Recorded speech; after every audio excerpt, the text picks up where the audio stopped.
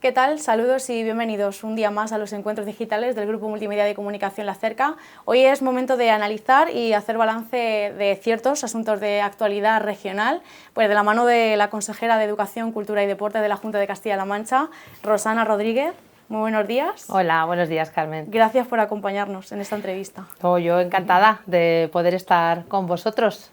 Bueno, mañana la que hemos tenido muy alegre aquí en Albacete con ese reconocimiento que le hacía el Gobierno de Castilla-La Mancha con presencia del presidente Emiliano García Paje al Club de Baloncesto en Silla de Ruedas AMIAB por todos los logros que ha conseguido esta temporada y muy bien decía usted en su intervención de esta mañana, pues ha hecho que, bueno, ha conseguido pues la admiración de todos y todas. Sí, yo creo que bueno, son unos campeones. Lo que han hecho yo creo que es algo épico, porque no solamente han ganado el campeonato de Europa, la Champions europea, que yo les decía esta mañana que casi que es el campeonato mundial, ¿no? Porque ahí están los mejores de la liga. Han conseguido ganar a equipos alemanes que son muy buenos en este deporte. Pero no solamente eso, sino que han conseguido la Liga Española y, bueno, además esa liga también en la Diputación de Albacete, con lo cual es un triple campeonato.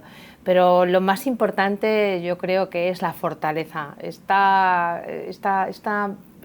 sentimiento que generan en ese reconocimiento que hacen, porque ellos llevan la inclusión como bandera y llevar la inclusión como bandera supone una doble cuestión. Por una parte, el hecho de que hay una visibilización del deporte inclusivo, aunque a mí me gusta llamarlo deporte, porque creo que todos los deportes deben de ser inclusivos, y esa visibilización, como digo, por tanto la normalización de la situación y, por supuesto, la admiración. Yo creo que han sabido transformar esa mirada social que tenemos hacia determinados entornos y ahora mismo se convierten en personas que son un referente, que son un ejemplo como esfuerzo, un ejemplo como equipo, porque son un equipo, y yo creo que hoy era el reconocimiento a este equipo que forman hoy y también a todos aquellos que lo han hecho a lo largo de los 35 años de permanencia de este club. Yo creo que AMIAB nacería, desde luego, sin tener este objetivo tan a largo plazo como el que tenemos hoy, pero 35 años después es un broche brillante y por eso, lo ha dicho hoy el presidente de Castilla-La Mancha, no solamente estamos agradecidos, sino que estamos felices porque que sean ellos los que nos traigan este campeonato nos parece extraordinario. Bueno, vamos a hacer un poco de balance porque faltan escasas semanas ya para ese final del curso académico, curso escolar 2021-2022. ¿Qué valoración podemos hacer de este curso? ¿Cómo se ha desarrollado? Bueno, yo creo que este curso ha sido el curso de la transformación, podríamos llamarlo, ¿no? De alguna manera, el curso pasado fue la primera experiencia educativa conviviendo con la pandemia y salió bastante bien. Pero yo creo que este curso ha sido ya el curso en el que hemos ido saliendo de toda ella. Y yo creo que esto se debe, bueno, fundamentalmente a ese ejercicio de corresponsabilidad que ha tenido toda la comunidad educativa. A mí cuando me preguntan cuál ha sido el peor momento de su vida como consejera, yo siempre digo, hombre, el peor momento fue cuando tomamos la decisión de cerrar los centros educativos, pero había que continuar con la actividad pedagógica, es decir, los procesos de enseñanza-aprendizaje no se podían paralizar. Y es cierto que también el mejor momento, como mi vida como consejera de educación, en este caso, en el ámbito educativo, ha sido la respuesta que he encontrado de las comunidades educativas, esa fortaleza que nos ha alentado también a nosotros a continuar trabajando en esos cambios que han sido pertinentes.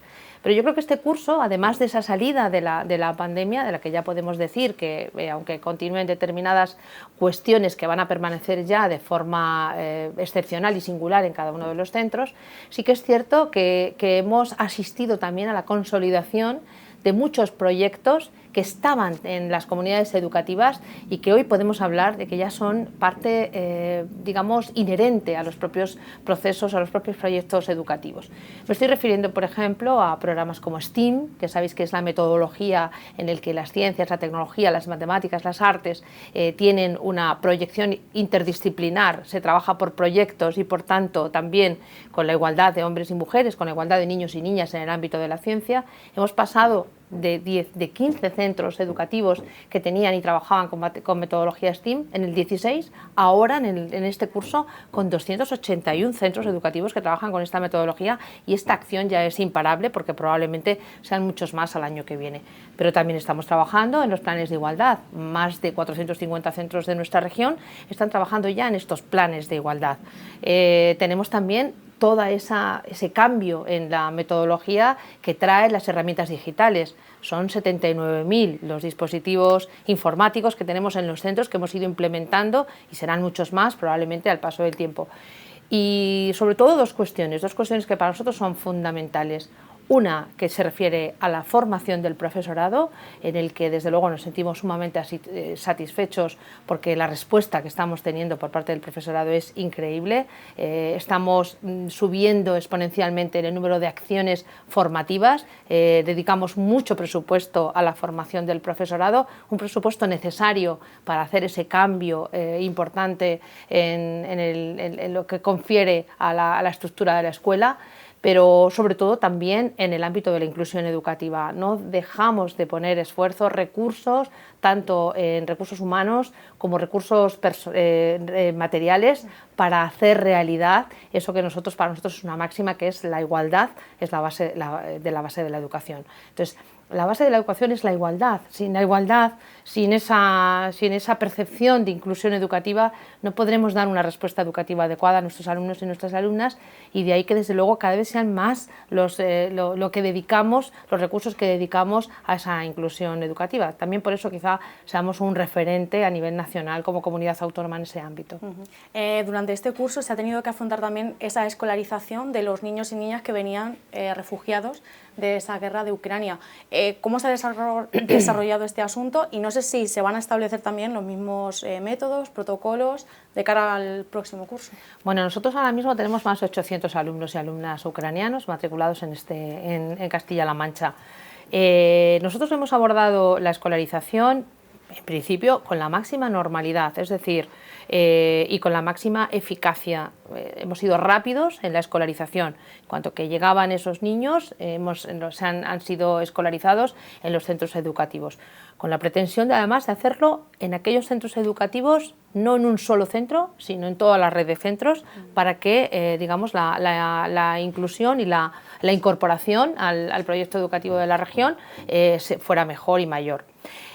Lo hemos abordado desde tres prismas, desde tres pilares fundamentales que creo que es como debe de hacerse. Por un lado, la inmersión lingüística. Es importante que conozcamos el idioma, que nos hagamos entender con ellos, que ellos conozcan nuestro idioma para poder, de alguna manera, comunicarnos y poder establecer ese diálogo pedagógico sin el cual no podemos avanzar. Y por eso hemos dedicado muchos recursos a materiales, a esos diccionarios ucraniano con las frases más comunes, también traducción al inglés, con todo el Leemos CLM, que también hemos incorporado muchísimos títulos en ucraniano y en castellano. Pero además de eso hemos hecho otra cuestión muy importante, que es la acomodación emocional. Sabíamos que esos niños venían de una zona de conflicto y por tanto con unos desarraigos personales, familiares, pues de mucho calado. Nosotros teníamos que abordar esa acción y eso lo hemos hecho gracias a los magníficos servicios que tenemos en los orientadores de los centros educativos. Somos una comunidad autónoma que tenemos al menos un orientador en cada centro educativo. Eso no lo tienen como recurso en muchas comunidades autónomas y por tanto nos ha servido también para que el equipo de orientación y también las unidades de acompañamiento, que son las que trabajan por la zona, trabajen en esa acción, digamos, emocional, ¿no?, de recuperación y de restablecimiento del equilibrio personal y emocional, que es muy importante. Y un tercer paso, claro, lógicamente, es el avance en lo académico, que ya evidentemente eso es un ajuste pedagógico que desde el punto de vista didáctico se lleva a cabo por parte de la planificación de los docentes, que hacen un trabajo magistral. También tengo que decirte que la incorporación de otras nacionalidades a nuestra escuela no es algo que nos pille ahora mismo con la hoja en blanco. Tenemos una experiencia ya en todo ello, lo que pasa es que ahora quizás se haya hecho mucho más mediático por el conflicto bélico que sufre Ucrania, pero recibimos de otras nacionalidades y la incorporación a la escuela es algo en el que ya trabajamos los docentes desde hace muchísimos años. Consejera, hay muchísimas personas aquí en Castilla-La Mancha, me consta que el mes de junio o julio ya tienen muchos nervios por esas oposiciones al cuerpo de maestros. 1035 plazas, importantes también. Sí, son muy importantes. Yo creo que nosotros hemos hecho unas ofertas siempre generosas en el ámbito de la oferta pública de empleo. Primero, porque creemos que es una obligación por parte de las administraciones el consolidar las plantillas de los centros docentes. Cuando en un centro docente hay un número de profesores y profesoras, de docentes que están en ese centro, que son definitivos en el centro, lógicamente los proyectos educativos fluyen de una manera mucho más normalizada y mucho mejor. Por tanto, nuestra tasa de interinidad es muy baja. De hecho, con esta oferta pública de empleo que saldrá adelante ahora, el día 18 de junio tendrá lugar estas oposiciones a las que todos los participantes deseo, son cerca de 11.000, más de 11.000 los que han solicitado plaza en nuestra comunidad autónoma. Les deseo lo mejor, pero bueno, solo los mejores, que son los 1035, se quedarán entre nuestro personal. Pero no obstante, claro, les deseo lo mejor a todos, lógicamente. Y sí que es verdad que nosotros tenemos una tasa de interinidad muy baja. Probablemente con esta oferta, como te digo, en el cuerpo de maestros y maestras se quedará algo más bajo del 5%, cuando lo que marca Europa es el 8%, lo deseable es el 8%. Nosotros ahora mismo, en el ámbito de las enseñanzas secundarias, sí que tenemos un poco más, 13%, pero sí que es cierto que estamos dentro de las 3 comunidades autónomas que más baja la interinidad tienen, junto con Andalucía y con Galicia, somos las que tenemos una tasa de interinidad más baja. Esto es porque no solamente la oferta pública es buena este año, sino que lo será el año que viene, porque la perspectiva es desde luego de seguir en esta línea de acción en la que creemos, sino que ha sido desde el primer momento. Un poco para que tú pienses, para que pensemos, en el momento en que nosotros nos hacemos cargo del gobierno nuevamente de Castilla-La Mancha, que Emiliano García Paje es el presidente, es decir, desde el 2011 hasta ahora han salido cerca de 6.000 plazas para el cuerpo de maestros.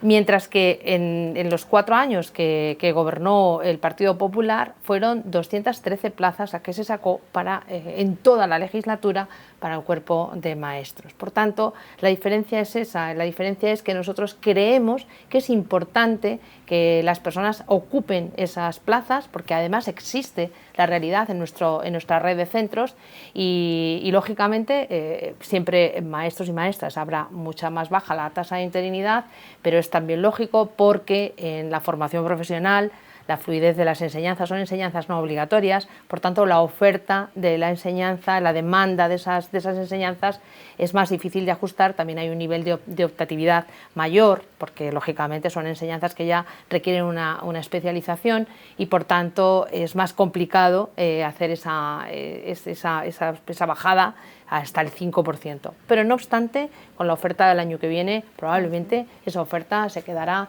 cerca ya del 8%. ¿Se ha alcanzado un acuerdo en relación al profesorado itinerante y ese complemento que están solicitando? Sí, la verdad es que es una de las cuestiones que hemos vuelto a trabajar con los sindicatos. También era una demanda de justicia, por decirlo de alguna manera, y bueno, está a punto ya de salir este acuerdo de interinidad. Básicamente el acuerdo de interinidad consiste, lo primero, pues en recuperar ese primer y último viaje que se les quitó en tiempos del PP y además en que junto con ese kilometraje que ya se paga a cualquier funcionario porque bueno, por los desplazamientos que son obvios que tienen que realizar el profesorado, también se les paga otro complemento añadido a ese porcentaje. Por tanto, habrá un 0,08% más de kilometraje con todos los kilómetros que haga ese profesorado. Y luego hay una compensación horaria también para poder, pues para compensar de alguna manera ese ejercicio que hacen en los CRAC. Porque hay que vivir la realidad de los CRAC, hay que vivir lo que es una escuela rural, vivirlo en lo positivo, vivirlo en las bonanzas que tiene muchísimas. Te hablo con conocimiento de causa porque yo he estado en una. pero también hay que saber compensar y premiar, ¿no?, ese trabajo extraordinario. Además vamos a hacerlo, incluso vamos a dar un paso más, que es pensar en los orientadores y pensar en los PSTG, que son los que también trabajan en ese ámbito, y también a ellos les haremos una compensación horaria y también a ellos tendrán también un ajuste por kilómetros. Por tanto, también es importante pensar que, bueno, que vamos a dar un paso también decisivo en cuanto al reconocimiento de esos derechos que tienen también los orientadores y las orientadoras, que lógicamente también tienen que viajar por esos entornos rurales. ¿Está siendo bueno, positivo, el diálogo que se está llevando entre la Consejería y los sindicatos de educación y comunidad educativa en general? Pues yo creo que sí, porque los sindicatos y la comunidad educativa y la administración, en realidad tenemos todos los mismos objetivos y los mismos intereses. Y cuando coincidimos en muchas cuestiones, y te puedo decir que hay muchas más cuestiones en las que coincidimos que en aquellas que podemos discrepar, y además cuando discrepamos pues es a lo mejor por razones de cuantía o razones de, bueno, quizá hasta de presupuesto, si me permites, pero lógicamente cada uno tiene su papel, pero yo creo que hay muchísimo entendimiento y sobre todo yo aquí quiero agradecer de verdad la labor de los sindicatos en los momentos más difíciles, porque han sabido estar a la altura. Y esto no lo han hecho quizá todos los sindicatos de todo el país, pero en educación en Castilla-La Mancha sí que puedo deciros que hemos tomado las decisiones siempre contando con ellos, les hemos informado hasta en las cuestiones que ni siquiera podrían considerarse de su ámbito de acción, pero hemos querido darles toda esa información para que tuvieran siempre de primera mano lo que íbamos dando, los pasos que íbamos dando en cuanto a normativas, en cuanto a toma de decisiones. Y la verdad es que nos hemos sentido muy arropados y muy acompañados y ellos han entendido que estos 2 años de pandemia eran años diferentes y por tanto, bueno, pues que había que tomar decisiones diferentes. Yo creo que en ese sentido yo estoy muy orgullosa y muy contenta de poder trabajar en las mesas sectoriales con personas que son muy coherentes y que desde luego estamos llegando a muchísimos acuerdos. Yo creo que simplemente la oferta pública de empleo, claro, a ellos les satisface, es lógico, ¿no? A veces incluso superamos el número de plazas que ellos tienen pensadas, con lo cual, ¿cómo van a decir que no, a una propuesta como esta? Bueno, seguimos teniendo, lógicamente, nuestras divergencias, es lógico, pero bueno, también esas divergencias son muy oportunas y muy fructíferas porque aprendemos mutuamente de muchas cosas. Eso es. Bueno, vamos a pasar a hablar sobre infraestructuras educativas. Aquí, por ejemplo, en Albacete, ese colegio Imaginalia ya entró en funcionamiento. ¿Qué pasa con el colegio del barrio Universidad? ¿Va a entrar en funcionamiento ya en septiembre o habrá que esperar? Bueno, la verdad es que en la provincia de Albacete tenemos destinados en este plan de infraestructura más de 40 millones de euros, con lo cual es una propuesta muy ambiciosa. Hemos hecho numerosísimas intervenciones en distintos ámbitos. El ámbito deportivo, es decir, para mejorar las instalaciones deportivas, hacer nuestros centros mucho más sostenibles, también mejorar, ampliar esas instalaciones y esas infraestructuras pedagógicas. Yo siempre digo que el espacio tiene que formar parte también de ese proyecto educativo y desde luego el espacio forma parte como un elemento más y una variable más e interviene en el hecho educativo lógicamente. Si tenemos un lugar lúgubre, un lugar oscuro, un pasillo sin luz, evidentemente invita menos, ¿no?, a la comunicación que una zona más amplia, más iluminada. Bien. Pues dicho esto, sí que es cierto que nosotros en la localidad de Albacete me preguntabas por el número 34, ¿no? Sí. Bueno, igual que Imaginalia, yo creo que ha tenido un recorrido, creo que en la infraestructura se ha hecho en un tiempo récord y ahora mismo está funcionando con total normalidad. Sabéis que nosotros tenemos muy claro que en el 23-24 ese centro tiene que empezar a funcionar con ese inicio progresivo de la matriculación, de la misma manera que ocurrió en Imaginalia y que ocurre en tantos otros centros de la región, que además yo creo que es bueno que no comiencen todo de golpe, sino que vayan desde 3 años, vamos haciendo matrícula de 3 años y van subiendo progresivamente, avanzando a lo largo de los años, en función también un poco de las necesidades de la zona, pero fundamentalmente así.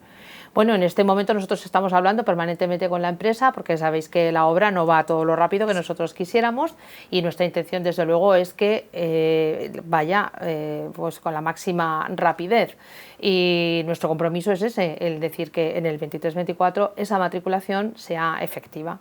Colegio Medicina también muy reivindicado aquí en la ciudad. ¿Va a ser una realidad antes de...? Bueno, el Colegio Medicina también está un poco en función de la planificación, pero digamos que no nos corre tanta prisa como el 34, que ya comenzamos el año pasado a la ejecución de las mismas. Y por tanto, bueno, el proyecto de medicina es una cuestión que se planteó en su momento y nosotros, desde luego, sigue dentro de la planificación. Otro edificio muy reclamado aquí es el Conservatorio Superior de Música. ¿Qué pasa con la cesión de los terrenos? Bueno, pues vamos a ver, nosotros en el Conservatorio Superior de Música tenemos el proyecto preparado, tenemos el presupuesto asignado, tenemos el proyecto preparado desde hace 3 años. Entonces, bueno, nosotros estamos a la espera de que finalmente nosotros, desde luego, hemos hecho ya numerosas propuestas, hemos hecho numerosas mesas de diálogo y estamos a la espera de que la UNED decida ya esa parte de la cesión que nos tiene que hacer, bueno, la UNED y el Ministerio de Hacienda, que es quien en este momento tiene la titularidad de ese edificio, porque sabéis que pertenece a la Diputación y la Diputación se lo envió o se lo revirtió al Ministerio de Hacienda. Por tanto, tanto la Diputación como nosotros estamos un poco a la espera de cuál es esa respuesta. En el momento que se haga efectiva esa respuesta y que nosotros, pues evidentemente, tendremos que acomodar el proyecto porque después de 3 años probablemente habrá un desajuste en los precios, pero en cualquier caso comenzaríamos con todos los procesos de la licitación y de la ordenación de todo este espacio. Nosotros somos los primeros, y esto lo hemos hablado muchísimas veces, los primeros que queremos que ese conservatorio sea ya una realidad, porque pensamos que lógicamente las mejores condiciones tienen que tener los que están estudiando música y además lo están estudiando en un conservatorio superior, es decir, estamos hablando de unas enseñanzas especiales y de unas enseñanzas que requieren una acomodación de los espacios muy singular y por tanto nosotros desde luego tranquilizaríamos bastante cuando empezáramos a poner esa primera piedra en ese edificio. Muy bien. El 3 de junio va a ser también un día muy importante para el Gobierno de Castilla-La Mancha y la Universidad Regional. Bueno, acaba de anunciar el presidente un nuevo grado universitario aquí en Albacete para el 2023-2024 de Psicología. ¿Qué va a suponer ese contrato programa que se va a firmar? Bueno, ese contrato programa yo creo que viene a poner casi el broche de oro a un conjunto de acuerdos que llevamos firmando con la universidad, porque te recuerdo que junto a ese contrato programa, previamente ya en diciembre el año pasado, al final del año pasado, hicimos un acuerdo en cuanto a infraestructuras y un acuerdo en cuanto a las líneas de investigación que íbamos a disponer y que había un compromiso por parte de la Administración. Por tanto, serán 127 millones los que suponen también dar impulso a esas otras 2 cuestiones que son importantes y sin las cuales, digamos, ni la universidad tendría razón de ser ni podrían llevarse a cabo todos los desarrollos que estamos haciendo. Este contrato programa, aparte de la serie de titulaciones que vienen, una de ellas la de Psicología, que nos la han demandado muchísimo además y que creemos que se necesitan, lo que no queremos es que ningún talento se vaya fuera de la región y por tanto era una de las titulaciones más demandadas y creemos que el espacio adecuado es aquí en Albacete. Bueno, estará matemáticas en Ciudad Real, física en Toledo y ingeniería biomédica lo haremos en Cuenca y un máster junto con probablemente otro grado que cuando esté el espacio adecuado será en Talavera. Bien, pues esto lógicamente supone el contrato programa supone una evolución y una progresión ascendente por parte de la universidad, en el que damos importancia a la docencia, también con la implementación de estos grados, pero también damos importancia y mejora a las condiciones del profesorado y, por supuesto, también damos importancia a algo que es inevitable y que tiene que ser parte de la esencia de cualquier universidad, que es la investigación y que es la transferencia de ese conocimiento a la sociedad. Y en ese caso, todo este conjunto de cuestiones, especialmente lo que hace referencia a la transferencia, también a la docencia y a todo lo demás, Se va a medir con una serie de objetivos que hasta ahora esto no se había producido, y en función del cumplimiento de esos objetivos, pues ese contrato programa incluso podrá mejorarse en cuanto a la cuantificación y a la financiación. Por tanto, tiene una parte fija y otra parte que va en función de los objetivos. Y yo creo que esto ha sido muy bien acogido por el conjunto de la sociedad y sobre todo por la propia universidad. Hemos trabajado muy de la mano con ellos, es decir, esto no es un contrato programa que surja de la administración exclusivamente ni que surja de la universidad en exclusiva.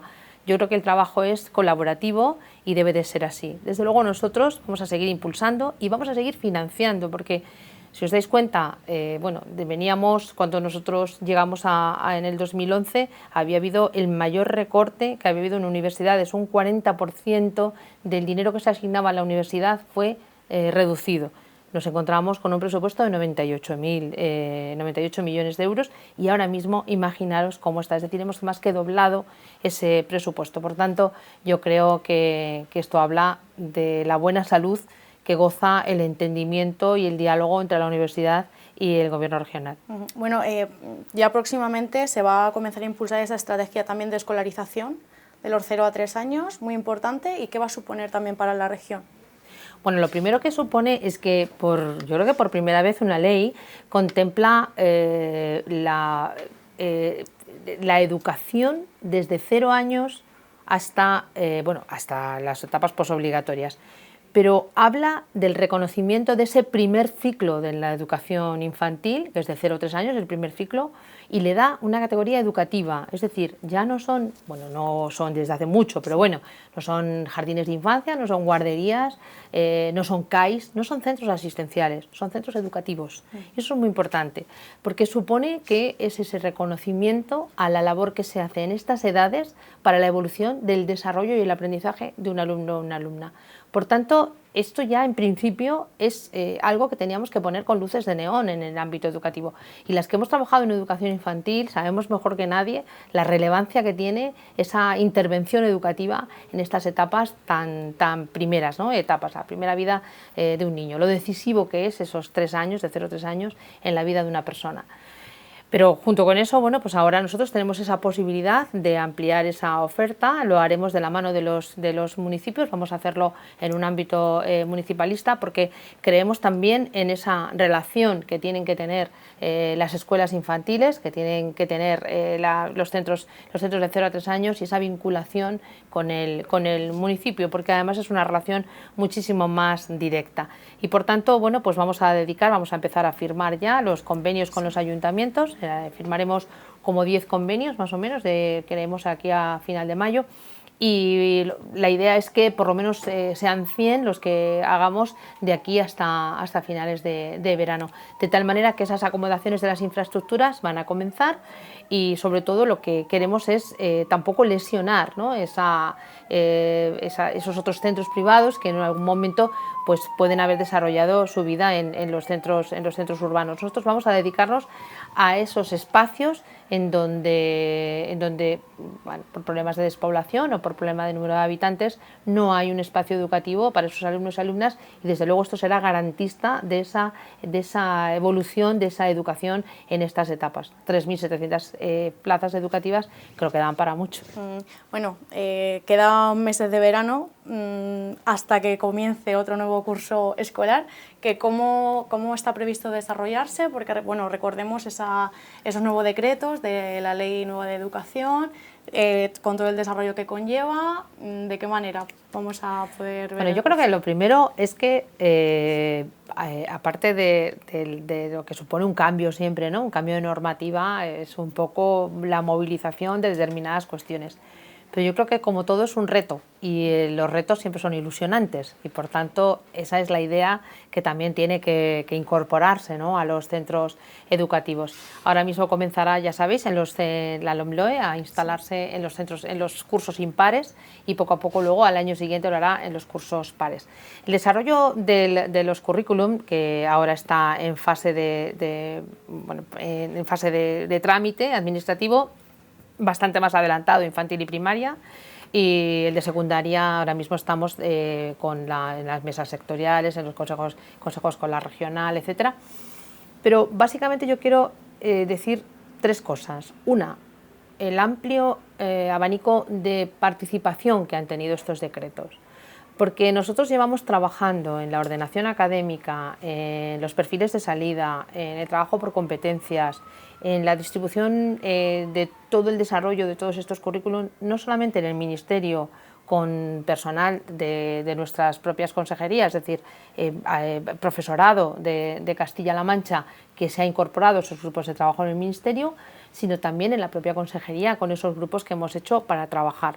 Ha sido y ha nacido en el seno de lo que son los técnicos de educación, que son los docentes.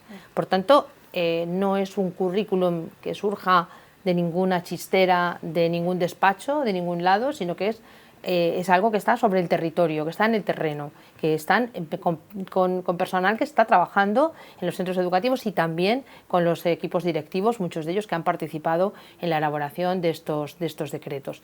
Una vez que se nos da ya el documento definitivo por parte del Ministerio, aunque nos habían incorporado distintos borradores sobre los que hemos ido trabajando, los hemos ajustado y algunos de ellos siguen siendo participativos porque están en exposición pública. Por ejemplo, el de secundaria, que ha estado en exposición pública, ha tenido más de 5.000 visitas, esto lo podemos registrar, por tanto suscita muchísimo interés y ha habido 200 apreciaciones en torno al decreto.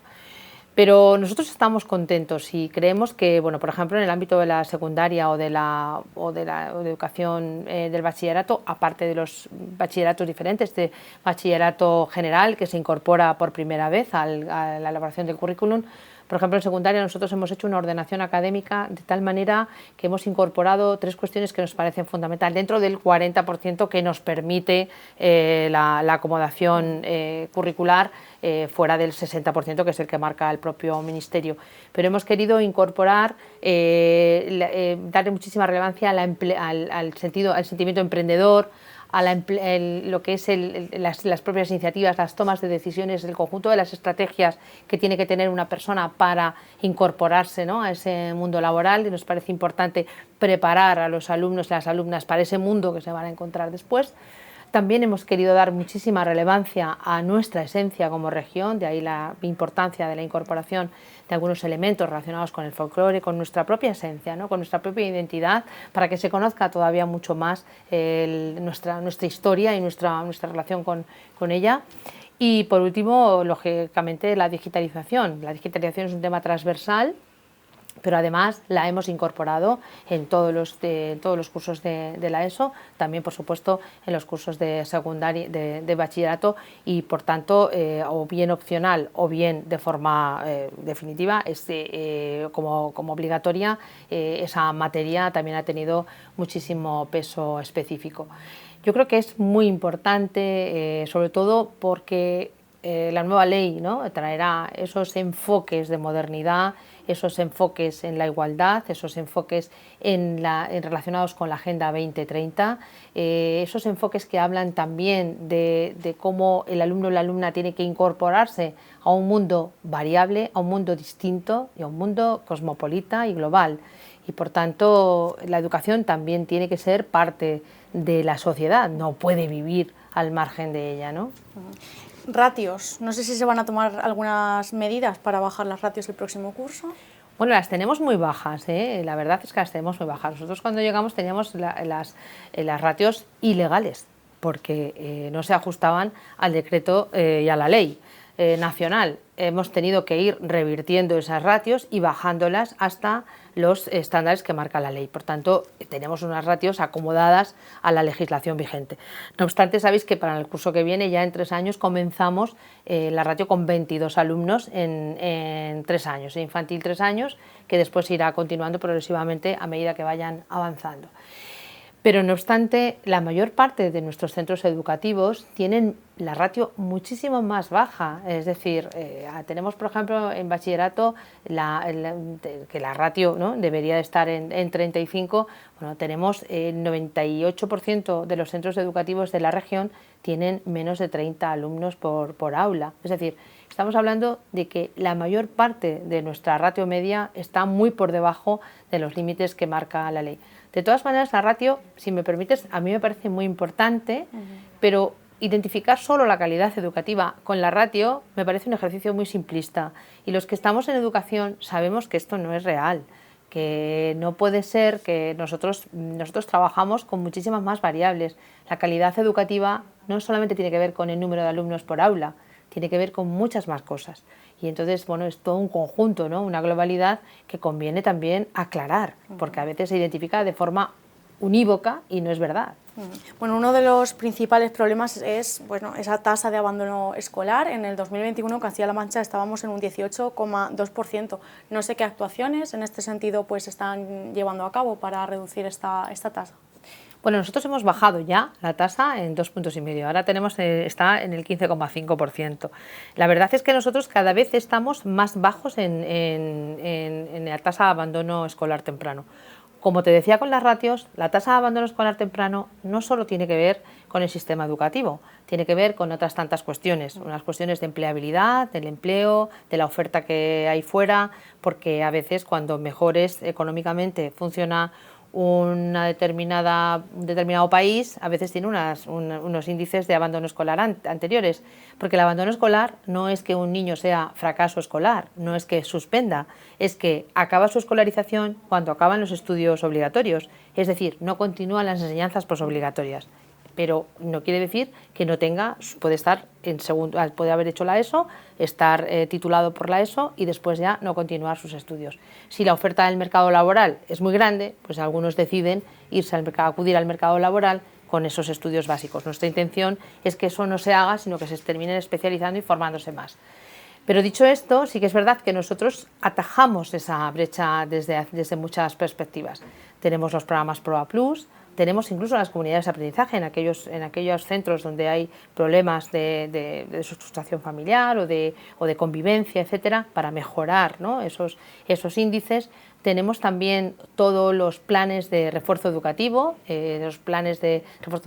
y prevención del abandono escolar temprano, que hemos acometido los acometemos, llevamos ya 4 años, este es el cuarto que hemos puesto en vigor, y que continuaremos trabajando porque suponen un refuerzo en todas las etapas educativas y además cada vez lo vamos flexibilizando más para que se acomoden esos recursos a las necesidades del centro y no tengan unos hitos muy estáticos que no permitan un poco esa adaptación.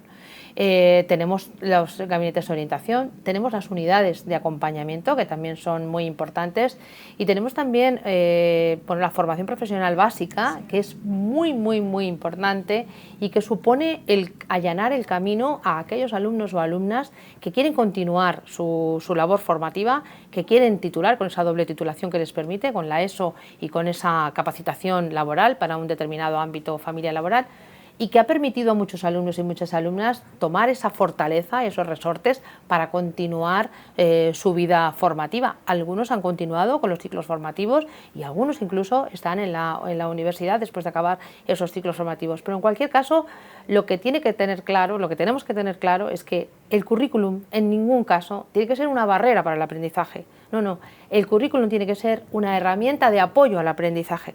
Es la mano tendida y la oportunidad para que el alumno o la alumna, a través de distintas pasarelas que le tiene que dar el sistema, pueda llegar a conseguir una titulación o una preparación determinada. Pero ese facilitarle el camino es lo que tiene que hacer un currículum, es lo que tiene que hacer una ordenación académica, es lo que tiene que hacer una ley educativa. No podemos poner barreras, no podemos poner reválidas, no podemos poner un nivel de exigencia que solo sea para aquellos que pueden superarlo con facilidad. No. Tenemos que trabajar para todos y para todas, para dar la respuesta educativa a cada uno en la medida de sus necesidades. La ley de formación profesional también se va a desarrollar, ¿qué va a suponer también? Claro, bueno, la ley de formación profesional es una ley que, como sabéis, ha nacido muy consensuada. Ha tenido la participación de los agentes que intervienen en el derecho productivo, los empresarios, los sindicatos, las asociaciones, el sistema educativo en sí mismo, y yo creo que era una ley muy demandada y yo creo que es una ley muy bien acogida. Por tanto, nace con fortaleza, yo creo, ¿no? Y bueno, lo primero que habla es que no hay dos formaciones de profesionales, unifica la formación profesional para el empleo con la formación profesional reglada, la formación profesional académica, porque lo que hace es flexibilizar mucho más las posibilidades que tiene el alumno o la alumna. Y además habla de que la enseñanza de la formación profesional tiene que ser dual, y es que además tiene que ser dual. Nosotros tenemos ahora mismo 282 proyectos de formación profesional dual en los centros educativos y nosotros sabemos por estadísticas que todo el alumnado que termina una formación profesional dual tiene empleo al día siguiente. La mayor parte de ellos, el 80%, se quedan en esas empresas donde han estado haciendo la formación profesional dual. Y el otro 20% o es bien porque continúa sus estudios o bien porque es empleado en otra empresa del mismo sector. Por tanto, la formación profesional dual es el camino. Y esta ley educativa lo que viene es a marcar ese camino. Por tanto, nosotros hacemos una apuesta por la formación profesional dual, bueno, y por la formación profesional en general, ¿no? Porque creemos que es una manera de dar a cada uno aquello que necesita. Por primera vez también, bueno, hay una acreditación de competencias, hay una habilitación y una certificación para poner a los trabajadores y a las trabajadoras, aquellos que han tenido más o menos formación, en una tesitura mejor ante el mercado laboral. Todo esto es una garantía que ofrece la ley de formación profesional y también la posibilidad de ir acometiendo las titulaciones y de ir flexibilizándola en función del cambio que vaya teniendo la propia sociedad. De aquí al 2050 nosotros no sabemos qué oficios habrá. Habrá muchos que ahora ni tengamos en la cabeza. Tenemos que preparar a nuestros alumnos y nuestras alumnas, que hoy son jóvenes, pero que en el año 2050 no lo serán tanto, para poder hacer frente a esas demandas laborales que hoy no conocemos, pero que tienen que prepararse ahora para ese momento, ¿no? Consejera, ya por último, queda un año para el fin de la legislatura. En el caso de su consejería de Educación, ¿qué proyectos, qué retos, qué objetivos se marca para este último año de legislatura? Bueno, yo creo que lo primero es que vamos a asistir, si me permitís, a la mayor revolución educativa de todos los tiempos.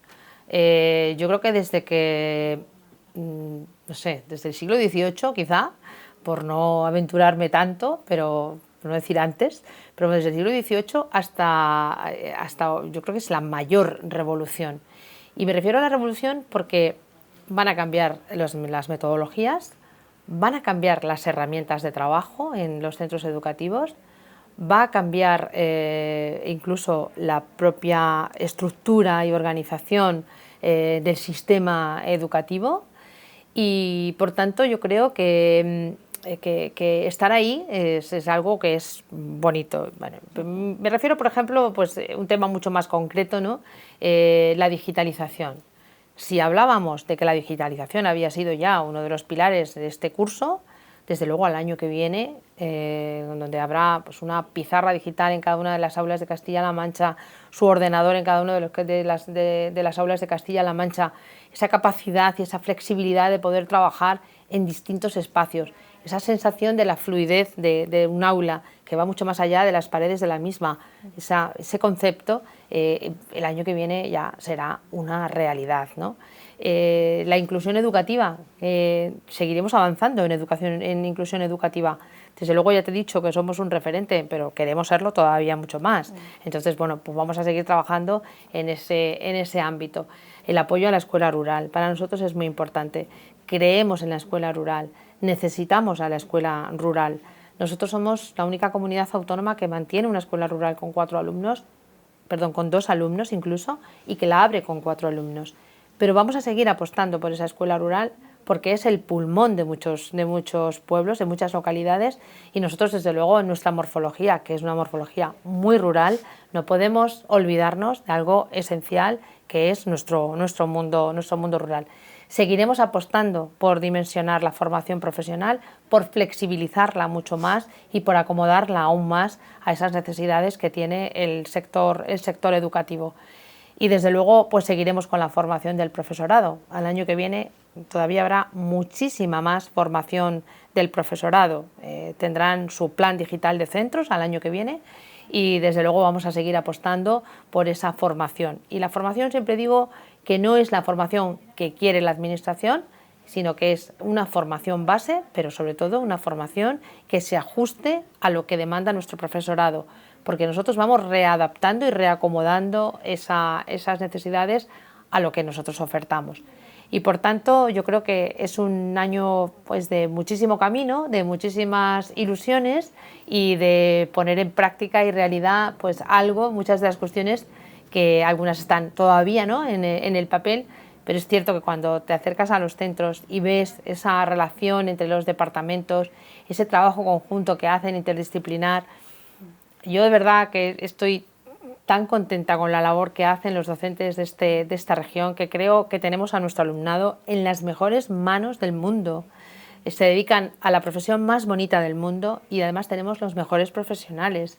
Entonces yo creo que el año que viene va a ser un año bonito y vamos a seguir evolucionando, porque es que cada año, yo creo que, no sé, no lo digo como administración, lo digo, las comunidades educativas cada año lo hacen mejor y yo creo que el año que viene lo seguirán haciendo cada vez mucho mejor. Muy bien. Pues consejera, muchísimas gracias por su tiempo, gracias por haber estado aquí con La Cerca. Muchísimas gracias a vosotros y vosotras, la verdad que ha sido una entrevista muy bonita, que bueno, sobre todo nos ha ayudado un poco a reflexionar, ¿no? Que esto siempre conjuntamente, eso es muy bonito. Muy bien, pues gracias, y a nuestros seguidores también, gracias por seguirnos un día más en toda la información que les ofrecemos desde el Grupo Multimedia de Comunicación La Cerca. Hasta la próxima.